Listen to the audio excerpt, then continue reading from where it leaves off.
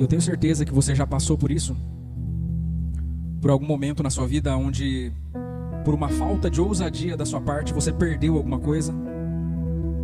Por uma falta de ousadia, você deixou de alcançar alguma coisa. E hoje eu quero estar falando com você justamente a respeito disso. Eu quero hoje estar ministrando ousadia sobre a sua vida, para que esse ano seja diferente, para que esse ano você consiga fazer diferente daquilo que você tem feito até então. E uma das coisas que é interessante a respeito de ousadia, eu vou estar abrindo lá em Crônicas, 1 Crônicas 11, a partir do verso 22. E uma das coisas que é interessante você pensar a respeito de ousadia, é que não existe um ato de fé que não seja trabalhado na ousadia. Você não vai encontrar aquela mulher que ela ultrapassa aquela multidão e ela põe na sua cabeça: se ao menos eu tocar nas vestes de Jesus eu serei curado. Não tem como ela fazer essa execução toda se não tiver ousadia. Aquela mulher que seguia Jesus, que perseguia ele pela estrada a ponto dele mandar ela embora, e mesmo assim ela continua ali intercedendo pela sua filha. Não tem como aquela mulher continuar naquele ato se não tivesse ousadia. E você percebe que no decorrer de toda a palavra de Deus, você vai ver medidas ousadas mediante a fé. Então, em outras palavras, não tem como a gente falar de fé se a gente não falar de ousadia. Não tem como você romper em fé, como a gente diz naquela música, se você não desfrutar de ousadia na sua vida. Se você não ter coragem para fazer aquilo que muitas das vezes hoje você não tem. Então hoje eu quero estar ministrando isso sobre a sua vida. E eu quero estar usando como o pano de fundo aqui essa pequena história aqui que está escrito em 1 Crônicas, no capítulo 11, a partir do verso 22, fala assim: Também Benaia, filho de Joiada, era homem valente de Cabzeel e grande em obras. Feriu ele 2 heróis de Moabe. Desceu numa cova e nela matou um leão no tempo da neve. Matou também um egípcio, homem da estatura de 5 côvados. O egípcio trazia na mão uma lança como o eixo de um tecelão. Mas Benaia o atacou com um cajado e arrancou-lhe da mão a lança e com ela o matou. Essas coisas fez Benaia, filho de Joiada, pelo que teve o nome entre os primeiros 3 valentes. Amém? Você percebe que nós estamos falando a respeito de um herói épico e que talvez você nunca tinha ouvido falar. Até porque esse foi os 3 versículos de fama do Benaia. É só aqui que você vai ouvir falar a respeito do Benaia, que foi um dos valentes de Davi. E ainda termina falando, no verso 25, que ele não era um dos 3. O rei Davi, ele tinha 30 soldados de elite. E fora esses 30 soldados de elite, ele tinha 3 que eram seus de mais alto escalão, do qual Benaia não participava desses 3, mas ele fazia parte do maior grau entre os 30. E nós ouvimos a história do Benaia aqui, o como que ele fez feitos que exigiram dele uma ousadia sobre-humana, para que até os dias de hoje o nome dele estivesse escrito nas histórias.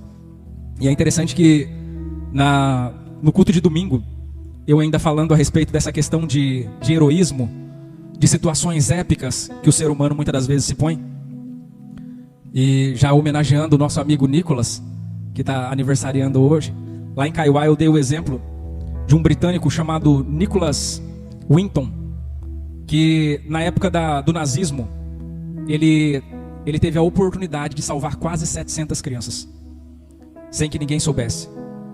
E as coisas elas foram tão bagunçadas, tão por baixo dos panos, tão rápido, que ele manteve isso por segredo durante a sua vida toda. E num determinado dia, enquanto a sua esposa limpava o porão da sua casa, eles já idosos, a sua esposa achou ali um malote, estilo aqueles malotes de governo, cheio de faixas proibindo a abertura e tal, e ela não entendia o que era aquilo, não lembrava do que havia sido embalado daquele jeito, e ela foi abrir para ver, e ali tinha vários documentos de centenas de crianças, e várias situações, documentos políticos, e ela começou a ler aquele monte de documento, e ela descobriu, depois de décadas, que o marido dela era um grande herói. Ele era um herói de guerra que ninguém nunca tinha ouvido falar. E a partir daquele momento ela tornou público esse feito do marido dela. Hoje, se você digita lá no Google Nicholas Winton, você vai ouvir a história de um homem que depois ele se tornou conhecido depois disso. Mas a partir do momento em que a sua esposa teve conhecimento, ela começou a divulgar a respeito disso. E ele saiu nos jornais. E num determinado dia ele foi chamado para um programa de televisão, esses programas de auditório. E a apresentadora, ele sentado assim na plateia, e a apresentadora de frente para ele, conversando com ele, perguntava para ele se ele sabia do paradeiro dessas crianças, né? Já tinha se passado décadas, essas crianças já eram adultos já. E a apresentadora perguntava para ele o que aconteceu, se alguém tinha vindo atrás dele, se ele conheceu alguma daquelas crianças, se ele tinha algum vínculo. E ele falou que ele nunca buscou saber, até porque era um assunto ultra secreto e ele nunca se envolveu. E ele mudou de país e fingiu que nada tinha acontecido. E a apresentadora convidou para que ele ficasse de pé e falou para que ele olhasse para trás. E quando ele olhou para trás, toda a plateia que estava atrás dele se levantou e ela falou: todas essas pessoas que estão aí são as crianças que você salvou. E ali tinha médicos, tinha advogados, tinha professoras, tinha mãe, tinha pai. E todas aquelas pessoas começaram a aplaudir aquele homem que até então era um herói em secreto. Ou seja, não se trata de eu fazer como Benaia e tá pegando um leão pelo bigode. Não se trata de eu estar entrando numa cova para me encontrar com uma fera selvagem. Hoje em dia, quando nós falamos a respeito desse leão do Benaia, ele pode ser esse problema insolúvel que você acha que não tem jeito. Ele pode ser aquela situação, aquela circunstância a qual você bate e parece que nunca resolve. Aquela circunstância que você vive e você fala assim: eu acho que eu nunca vou conseguir mudar essa situação aqui. Esse é o problema invencível. E uma das coisas que é interessante é que nós somos conhecidos pela complexidade dos problemas que a gente vai conseguir resolver. Eu sempre costumo dizer que ou nós vamos ser conhecidos pelos problemas que a gente causou, ou pelos problemas que a gente conseguiu resolver. Mas eu espero que nós sejamos conhecidos pelos problemas que a gente conseguiu resolver. É interessante quando a gente fala a respeito desses homens como Benaia, homens como o Nicolas. Todos eles foram homens que eles literalmente foram visionários naquilo que eles se proporam a fazer. Porque todo herói, antes de ser herói, ele é taxado como louco. Porque enquanto a pessoa não dá certo, enquanto ela não tem sucesso naquilo que ela se propõe a fazer, todo mundo olha e fala: você é um louco, você vai se matar, você vai acabar com a sua vida, para que você está fazendo isso? Por que não fazer o que todo mundo faz? Por que não ser igual todo mundo é? Por que querer fazer coisas extraordinárias? E é interessante que quando se trata de ser um visionário, a gente está falando a respeito de pessoas que entre o chamado e a visão, eles percebem que existe um processo. Você já parou para pensar a respeito disso? O tempo todo na Bíblia nós vemos pessoas assim como Benaia, que fizeram feitos épicos, feitos históricos, e até hoje nós contamos as histórias deles. Só que quando Deus ele se apresenta, por exemplo, para José, e fala para José que o sol, a lua e as estrelas iam se curvar para ele, Deus não falou para José que ele ia ser jogado na cova pelos seus próprios irmãos. Deus não falou para o José que ele ia ser preso injustamente. Deus não falou para José que ele ia ser humilhado por pessoas que ele nem conhecia. Porque tudo isso fazia parte do processo. A única coisa que ele sabia é que um dia ele seria exaltado, mas ele não sabia a custo de quê. Entende? Então entre o tempo da visão e o tempo do cumprimento da visão existe um processo nesse meio período. E nesse meio período vai ter muito sangue, suor e lágrima. Entende? É uma questão literalmente de merecimento da pessoa. Porque só consegue chegar até lá quem vai até o fim. Nós percebemos que à medida que você vai avançando e que você vai conquistando, os seus problemas eles também vão aumentando com você.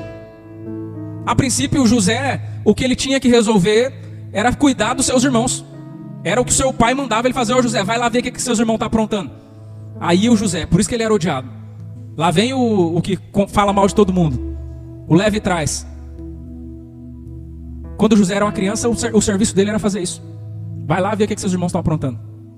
Agora quando José ele se torna um governador do Egito, não quer dizer que os problemas dele acabaram. Agora os problemas dele são maiores. Agora ele tem que dar conta de administrar a maior nação do mundo, a nação mais poderosa, e ainda matar a fome das outras nações que vêm para comprar comida. Você tem noção? Então você sair da situação que você está não quer dizer que você não tem mais problema. Quer dizer que os seus problemas vão ser maiores do que o que estava antes. Só que agora você tem uma preparação. Você tem estrutura para suportar. Uma coisa é você vivendo um problema de criança. Você lembra quando você era criança? O maior problema que você tinha é quando o professor te chamava na lousa para fazer a lição. Meu Deus, que vergonha que eu vou passar na frente dos colegas da escola, que eu não sei fazer a lição direito, o professor vai me dar uma bronca na frente de todo mundo. Esse é o problema que você tem. Aí depois você cresce, vira adulto. Aí agora seus problemas são maiores também. Antes do seu problema hoje, depois de adulto, fosse ir na lousa fazer lição, né? Agora os seus problemas é conta para pagar, é situação que você não sabe resolver, São pessoas que torram a sua paciência e que você não consegue tirar elas da sua vida. Os nossos problemas, eles crescem junto com a gente. E você começa a entender essa situação progressiva, que à medida que você vai aumentando os seus níveis, os problemas eles vão aumentando também.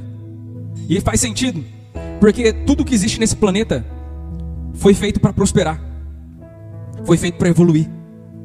E não faz o mínimo sentido a gente continuar sempre no mesmo patamar.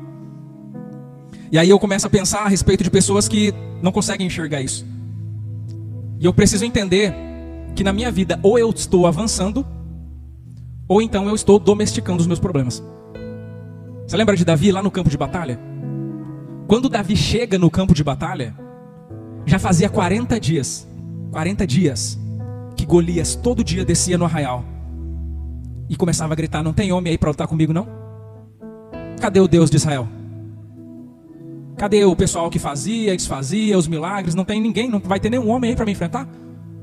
Todo santo dia, de manhã e à tarde, Golias aparecia para gritar no ouvido deles. E a Bíblia diz que os soldados só tremiam as canelas porque não sabiam o que fazer. Até que Davi aparece. Aqueles soldados, eles já estavam acostumados a ouvir a voz de Golias. Por mais que não era confortável, que eles não gostassem de ouvir isso, eles já tinham se acostumado. Sabe, na hora que ia dando o horário do Golias chegar, eles já começavam já a ter um tique nervoso, né? Era como se fosse um alarme. Só que naquele dia, o diferencial aconteceu. Davi não estava acostumado a ouvir aquela voz. E quando Davi ouve aquilo, ele fala: mas que negócio é esse? Que história é essa? Como assim? Cadê o exército de Israel? É sério que ninguém vai ter coragem de enfrentar o homem? É sério que ninguém vai levar a sério a aliança que Deus tem conosco? Cadê o rei Saul, de mais de 2 metros de altura, para enfrentar o gigante? Até que chega alguém inconformado com a situação, que não domesticou esse gigante ainda. Então você percebe que o seu nível de tolerância vai determinar o tipo de vida que você vai viver. Se você viver tolerando o seu problema, essa é a vida que você vai ter a vida inteira. Eu sempre dou o exemplo do lavador de copos, né? Tem pessoas que ela bebe água e já lava o copo. Agora tem pessoas que só vai começar a lavar a louça depois que já não tem mais copo para beber. Então é uma questão de tolerância. Tem pessoas que elas não toleram o mínimo. Elas falam: não é possível isso aqui. Eu não admito isso daqui na minha vida. Agora tem pessoas que já se acostumaram. É o problema de estimação. É assim mesmo, né? Tem a goteira lá que fica enchendo o saco na casa da pessoa, falando: isso aí é assim mesmo, faz ano que tá assim. E vai passar de geração em geração, se depender dele. Porque aquilo já virou um ato de tolerância da parte dele. Pensa comigo que se nós estamos falando a respeito de ousadia, nós estamos falando a respeito de desejar, de sonhar coisas extraordinárias. E é interessante que se os meus sonhos, eles forem sonhos palpáveis e fáceis de realizar, então são meus sonhos literalmente. Mas se os meus sonhos eles forem extraordinários e fadados ao fracasso, então provavelmente os sonhos não são meus. São sonhos de Deus. Que para qualquer pessoa que eu conte, a pessoa fala: você é louco, isso nunca vai acontecer. De todas as pessoas do mundo, você é a última pessoa que isso vai acontecer. Se os seus sonhos eles são tão grandes que você não tem coragem de contar para as pessoas porque as pessoas vão te ridicularizar, então seus sonhos não são seus sonhos. São sonhos de Deus. São sonhos extraordinários. São além daquilo que na sua força, na sua capacidade, você acha que você dá conta de fazer. Só que Deus é aquele que opera tanto no querer quanto no efetuar. É Ele quem te dá a vontade de ter. E é Ele também que opera na hora de fazer. Você entende? Porque se for depender da nossa humanidade, a gente simplesmente faz aquilo que é fácil, aquilo que é simples, aquilo que é normal, aquilo que todo mundo faz. Agora, quando você vê alguém despontando, você pode ter certeza que esse extraordinário, que essa milha a mais que essa pessoa está executando, não vem dela. A gente só quer sombra e água fresca. A gente só quer o fácil, a gente só quer o de todo dia. A gente não quer além. Você está entendendo? É interessante que tem quando se trata a respeito dessa forma de pensar a vida de uma forma pequena, tem uma história de um pescador que ele pescava os peixes e ele media os peixes para ver o tamanho, e aí ele jogava de volta no rio, e ele pescava de novo e media o peixe e jogava de volta no rio, e ele repetiu aquilo várias vezes, até que um outro pescador chegou perto dele e falou assim: senhor, deixa eu te fazer uma pergunta, eu estou vendo que faz hora que o senhor está pescando e você mede e joga o peixe de volta no rio, Tem alguma lei ambiental com relação ao tamanho dos peixes pescados que eu não estou sabendo? Ou é uma outra coisa? E aí aquele pescador falou assim, não, é que eu estou medindo que essa régua aqui tem o tamanho da frigideira lá de casa. Então eu estou medindo para saber se o peixe cabe dentro da minha frigideira. E por mais que essa história seja ridícula, é a vida que a maioria das pessoas vive. Ao invés de eu construir uma estrutura do tamanho daquilo que eu quero executar na minha vida, eu simplesmente aceito aquilo que tem para hoje, pronto, acabou. Eu não me disponibilizo para fazer algo a mais. Eu não me disponibilizo para andar uma milha a mais. Eu simplesmente falo, tá bom, tá tranquilo. Sem pensar que isso que eu estou fazendo hoje é o alicerce para aquilo que Deus ele vai fazer na minha vida. Deus ele nunca vai colocar um peso sobre você, sobre a sua vida que você não aguenta suportar. Por mais que você peça, por mais que você jejue, por mais que você ore, Deus conhece a sua estrutura. Não é isso que diz aquela música? Deus conhece a sua estrutura. Se você tem uma estrutura de uma casa construída sobre areia, Ele não vai jogar peso em cima de você. Porque Ele sabe que por menos do que isso você está desmanchando. Agora, se você é uma pessoa que trabalha forte na sua estrutura, que como o pastor William conhece melhor do que ninguém, ele edifica pensando a respeito do tamanho daquilo que pode ser construído, então Deus ele fala, nesse daí você pode jogar coisa grande que Ele aguenta. Você está entendendo? Se você estiver construindo um casebre, você não precisa cavar fundo. Basta você colocar uns pedaços de madeira de cada lado e jogar uma lona por cima, está resolvido. Mas se você estiver construindo um prédio, você vai ter que cavar muito fundo. Você vai ter que ter maquinário pesado. Porque o tamanho, a estrutura do seu alicerce determina o que você está construindo. A mala que você carrega determina para onde que você está indo. Se você vai no aeroporto e você vê as pessoas ali chegando com roupa de praia, você sabe que vai para a praia. Se você vê as pessoas chegando com roupa de frio, elas vão para o frio. Então a mala que você carrega nas suas costas determina para onde você está indo. Júnior, eu já joguei a mala tudo fora, que é para mim ficar sem peso nenhum nas costas. E é para lá que você vai, para lugar nenhum. Nós precisamos começar a profetizar, a usar a palavra de Deus ao nosso favor. Começar a ouvir o que Deus ele tem falado. Eu acho interessante a questão de Ezequiel, melhor dizendo, do profeta Ezequiel. Porque quando o profeta Ezequiel ele recebe a palavra de Deus, Deus leva ele num vale de ossos secos e fala, Ezequiel, pode esses ossos reviver? E Ezequiel, na sua inteligência, ele olha para os ossos, ele olha para Deus, e eu creio que na cabeça dele ele faz uma conta matemática, ele fala assim, se Deus quiser pode, mas se Ele também não quiser, também não pode. Então ele vira para Deus e responde, tu sabes. E aí Deus fala assim, então Ezequiel, profetiza agora sobre os ossos secos. Só que aí eu vejo mais uma vez a inteligência do profeta. Porque ao contrário daquilo que a gente vê normalmente por aí, o profeta não fala, eis que eu te digo. O profeta ele pega a palavra do Senhor e ele falou, ossos secos, ouvi a voz de Deus. Ele entende que ele é simplesmente um intercessor. Eu simplesmente pego o que eu recebo de Deus e jogo aqui. Eu simplesmente executo aquilo que Deus está me mandando fazer. Não é a respeito de mim, não é a respeito da minha competência, não é a respeito da minha capacidade, é a respeito do que Ele falou. Sabe por que eu estou falando isso? Porque tem muitas pessoas que quando ouve alguma coisa da parte de Deus, ele fica falando, mas como? Mas como? Né? Você imagina Noé ouvindo da parte de Deus, Noé, constrói uma arca. O tamanho é esse daqui, estrondoso, colossal. E talvez se fosse um de nós, a gente estava pensando, mas como? Né? Na situação rústica que a gente vive, na época da pedra, não tem maquinário, não tem nada, como que eu vou fazer um negócio desse tamanho? Um negócio que nunca ninguém fez. Só que essa é a pergunta errada. Quando Deus ele nos traz uma palavra, nós não precisamos perguntar como, nós precisamos perguntar quem. Porque se é Ele quem está falando, então já é. Eu preciso simplesmente fazer a mesma coisa que Ezequiel fez, pegar aquilo que Deus me dá e entregar. Eu preciso simplesmente entender o processo ao qual Deus está me colocando. Eu preciso começar a declarar a palavra. Sabe, quando Deus ele te dá uma palavra, essa palavra precisa ser declarada. Não é para você, eu ouvi uma palavra tão boa lá na igreja. Essa palavra tem que ser declarada. Quando você chegar diante dos seus problemas, você precisa começar a declarar a palavra. Você lembra da história de Davi? Davi, ele não vence Golias quando ele pega a pedrinha e joga na testa dele. Davi, ele vence o Golias quando ele resolve batalhar. Porque na cabeça dele a batalha já estava vencida. Quando ele se levanta na frente de Golias, por mais que Golias tirasse sarro da cara dele, ele vinha falando: você vem a mim com as suas armas, mas eu vou a ti em nome do Senhor dos Exércitos. Ele falava: quem você pensa que você é para afrontar o povo de Deus, um incircunciso? O que Davi está falando com isso? Ele está falando: eu tenho aliança com Deus. Você é louco de me peitar. Você não sabe quem eu sou. Eu tenho uma aliança com Deus. Você tem noção do que é ter uma aliança com Deus? É como se você fosse casado com Deus e soubesse que se você entrar numa briga, o seu marido vai aparecer. Você está entendendo? Era isso que Davi ele relatava para o Golias. Então quando ele entrava, ele não entrou pensando: ai, será que vai dar certo isso? Ele entrou porque ele já sabia que ele ia ganhar. Então nós temos que entender que a medida de ousadia, ou fé, como você quiser chamar, ela não está na hora de Benaia pegar o leão pelo bigode e partir ele no meio. A medida de ousadia ou de fé está em Benaia entrar dentro da caverna. Porque se ele não tem coragem, nem lá ele não entra.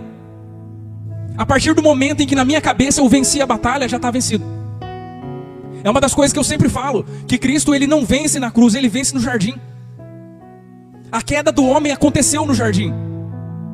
E Jesus ele remiu o jardim quando ele chora sangue ali naquele jardim do Getsemane. Naquele momento ele tem a luta, a batalha entre ele e ele mesmo.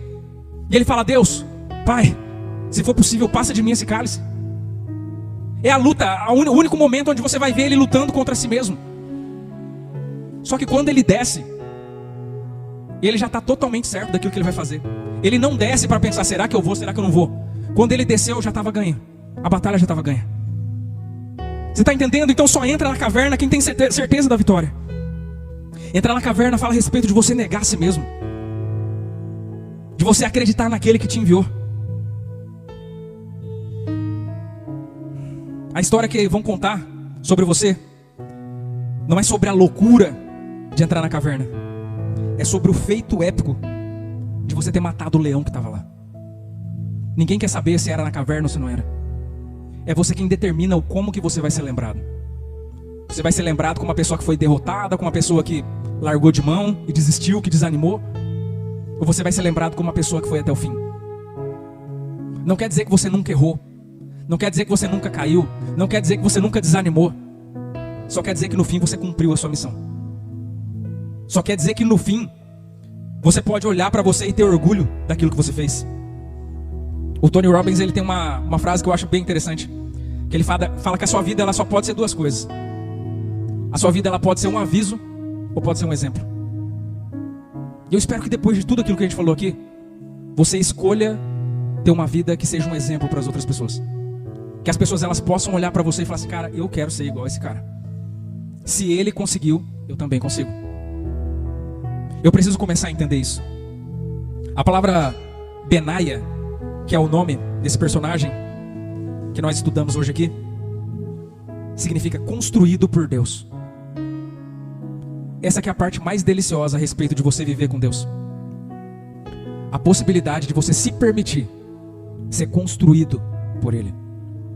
Porque conforme eu comecei falando, por você não dá conta não. Pelos seus medos, pelos seus traumas, pela vida que você tem, pelo seu histórico, de jeito nenhum.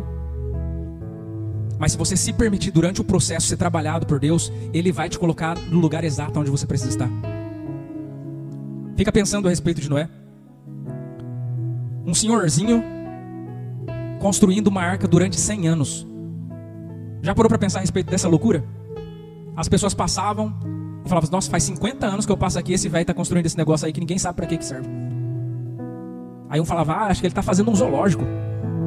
O outro falava: sei lá, um monumento aí para a cidade. E durante 100 anos, ele fiel, sem ver um exemplo, um sinal sequer de que aquilo realmente era uma realidade, ou se era simplesmente um desvaneio da cabeça dele.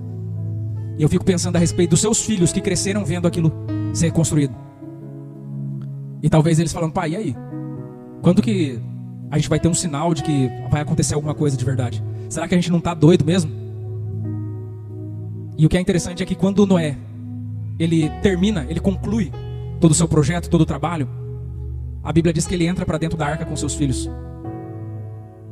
E é como se eu ouvisse os seus filhos perguntando: e aí, pai, quando que vai começar a acontecer alguma coisa? E na hora que a porta se fecha, começa a ouvir o barulho da chuva caindo sobre a arca.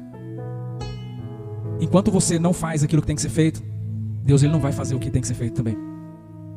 O seu processo, ele te leva exatamente para esse lugar. A ferramenta que você tanto precisa está escondida no meio do seu processo. A pessoa que você precisa se tornar está no meio do seu processo. Você não vai receber nada mais e nada menos do que aquilo que você precisa, enquanto você não sair do lugar e você se comprometer a fazer aquilo que você sabe que tem que ser feito. Eu gostaria de chamar o grupo de louvor aqui. A gente vai estar louvando a Deus ainda com o último hino, antes de estar encerrando. Mas eu gostaria de, do fundo do meu coração, que você começasse a pensar um pouco mais forte agora a respeito de tudo aquilo que você tem planejado e muitas das vezes até já desanimado, desistido de executar na sua vida. E que nós possamos fazer a mesma oração do apóstolo Pedro. A palavra de Deus diz que o apóstolo Pedro ele acaba de ser liberado da prisão. E ele reúne a igreja ali numa praça pública. E ele fala assim para eles: gente, vamos orar para que o Espírito de Deus ele nos dê muito mais ousadia, para que nós possamos pregar o evangelho em muito mais lugares e a gente possa ir muito mais longe. Então esse é o desejo do nosso coração, que nós possamos desfrutar dessa ousadia que Deus tem entregue para aqueles que têm vivido de acordo com a sua vontade.